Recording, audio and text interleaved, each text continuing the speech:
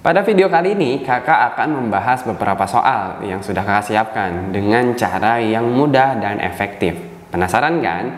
Coba kalian perhatikan video ini dengan seksama. Oke, stay tune di video ini.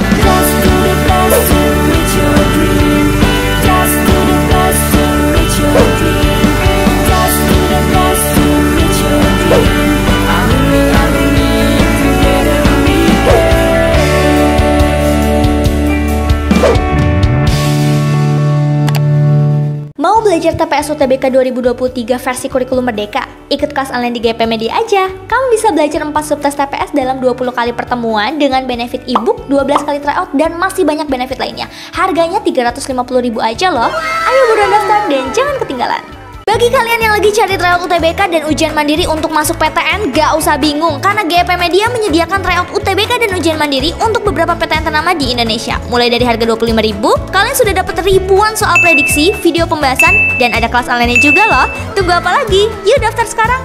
Assalamualaikum warahmatullahi wabarakatuh. Balik lagi di channel GP Media bersama kakak Rizky, yang kali ini kakak akan membahas tentang prediksi soal TPS SBMPTN 2023. Nah, di sini kakak sudah menyiapkan 5 buah soal, di mana 4 soalnya akan kita bahas pada video kali ini, dan untuk satu soalnya kalian bisa jawab secara mandiri, kemudian kalian bisa tulis di kolom komentar ya jawabannya.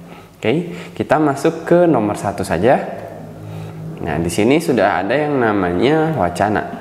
Berarti kalian tinggal mengikuti pertanyaannya apa? Apakah mencari yang namanya simpulan, ide pokok, atau apa? Oke, untuk pertanyaannya itu adalah ide pokok paragraf tersebut adalah apa? Oke, masih ingat kan? Kalau misalkan mencari yang namanya ide pokok, yang harus kalian cari pertama kali adalah kalimat utamanya, atau bahasan apa yang sedang diterangkan dalam wacana ini. Ya, kalian tinggal memilih, ya, kan ada deduktif dan induktif di awal atau di akhir kalimat. Oke, nah di sini ada 5 buah kalimat, jadi kalian tinggal pilih kalimat yang pertama atau kalimat yang terakhir atau yang kelima. Nah, di kalimat yang pertama, Hamas telah menerbitkan buku teks pelajaran baru yang berisi materi perlawanan terhadap Israel. Ya, untuk yang kelima, sejarah mutakhir juga dicantumkan dalam buku tersebut, seperti serangan militer Israel ke jalur Gaza pada musim dingin 2008-2009 dan November 2012. Oke, dari sini kita bisa menyimpulkan bahwa paragraf ini sedang menceritakan apa? Yang utamanya itu adalah menceritakan tentang terbitnya buku teks pelajaran baru, ya. Oke, itu jawabannya yang A. Nanti dijelasin teks buku pelajaran barunya itu tentang apa? Oh, ternyata tentang sejarah perlawanan Palestina terhadap Israel. Oke, itu dia untuk yang pertama. Kita lanjut ke soal nomor 2. Kalimat tanya yang sesuai dengan isi paragraf di atas. Oh, berarti kalian harus tahu dulu maksud dari paragraf di atas tersebut. Ya, kalau kalian tidak mengerti isi paragrafnya, kalian tidak akan tahu pertanyaan apa yang jawabannya itu adalah teks ini. Di sini kita baca, menurut hasil penelitian mahasiswa Institut Pertanian Bogor (IPB), daging ayam yang dijual pasaran di Jakarta ya sebanyak 43% mengandung formalin, yaitu senyawa kimia yang mengandung zat karsiogenik. Zat ini ternyata dapat memicu penyakit kanker di dalam tubuh. Karena itu para konsumen yang setiap hari belanja daging ayam, baik di pasar tradisional maupun modern, agar waspada. Oke, nah berarti di wacana ini ya menjelaskan tentang yang namanya hasil penelitian, ya, dimana hasil penelitian itu menghasilkan data. Datanya itu apa? Berupa ya berapa banyak dalam satuan persen, ya. Persennya itu sebanyak 43, ya.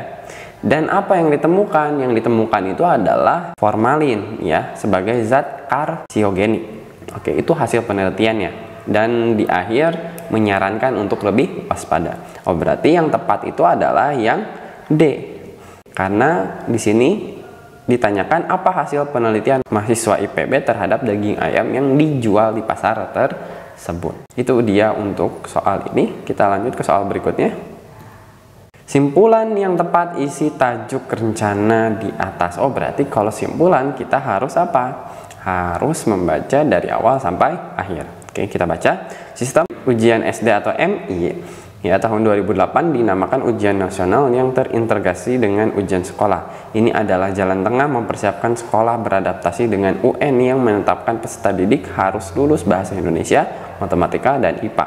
Jalan tengah itu diharapkan menghentikan protes penyelenggaraan UN tingkat SD setelah pemerintah bersikeras pantang mundur dan menyelenggarakan UN jenjang SLTP dan SLTA. Protes terselama ini berisi UN tidak bisa dipakai untuk memetakan kondisi praktis pendidikan. UN hanya memotret sesaat, apalagi kemudian ternyata siswa didrill dengan 3 mata pelajaran yang diujikan nasional, sebab sekolah mengharapkan sebanyak mungkin lulus. Pemetaan meski ditempatkan dalam konteks proses dan bukan diorientasikan pada hasil. Oke, jadi simpulannya apa? Nah, dari sini ya, kalau kalian perhatikan baik-baik bacaannya, maka di sini dijelaskan bahwa ujian nasional yang berintegrasi dengan ujian sekolah merupakan jalan tengah, ya, di mana ujian nasional yang berintegrasi dengan ujian sekolah ini adalah alternatif. Untuk apa? Untuk memetakan hasil pembelajaran yang ada di setiap sekolah secara nasional. Oke, berarti jawaban yang tepatnya itu kalau kita lihat dalam pilihan adalah yang A. Oke, itu dia untuk soal yang ketiga. Kita lanjut soal yang keempat. Pertanyaannya adalah masalah yang disoroti dalam paragraf di atas adalah apa? Berarti kita harus baca dulu. Keberadaan PKL cukup memusingkan Pemda Kota Malang dan rupanya belum ada kebijakan dan konsep yang pas dalam menanganinya. Bahkan banyak yang bermain kucing-kucingan, baik para PKL-nya maupun aparatnya. Menurut penelitian Pusat Studi Kependudukan Lingkungan Universitas Muhammadiyah Malang yang bekerja sama dengan Pemda atau Bapeda Kota Malang, sebanyak 44,7% PKL meminta izin kepada perorangan atau kelompok aparat. Hanya 42,1% izin resmi dari pemerintah daerah. Oke, masalah yang disorotinya itu apa? Yang A, PKL semakin marak mengais rezeki di pinggir-pinggir jalan kota Malang. Nah, ini nggak disebutin di mananya ya lokasinya. Yang B, PKL yang membludak mengakibatkan semarawutnya lalu lintas di sekitarnya. Ya, salah juga, tidak dijelaskan. Ya. Yang C, keberadaan PKL cukup membantu Pemda Malang, apalagi yang ini ya. Yang D, penelitian PKL oleh Pemda dan Universitas Muhammadiyah Malang. Ini juga bukan. Yang E, berarti jawabannya keberadaan PKL Kota Malang belum semuanya memiliki izin resmi. Kenapa? Di sini itu ada angkanya ya. Di mana 44,7% itu meminta izin kepada perorangan ya atau kelompok aparat. Jadi tidak resmi.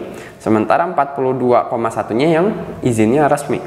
Oh, sehingga bisa kita simpulkan bahwa keberadaan PKL Kota Malang belum semua memiliki izin resmi. Berarti jawabannya yang... Nah, untuk soal yang terakhir, kalian bisa jawab secara mandiri, kemudian tuliskan jawabannya di kolom komentar. Oke. Mungkin itu saja yang bisa kakak sampaikan, kurang lebihnya mohon maaf. Assalamualaikum warahmatullahi wabarakatuh.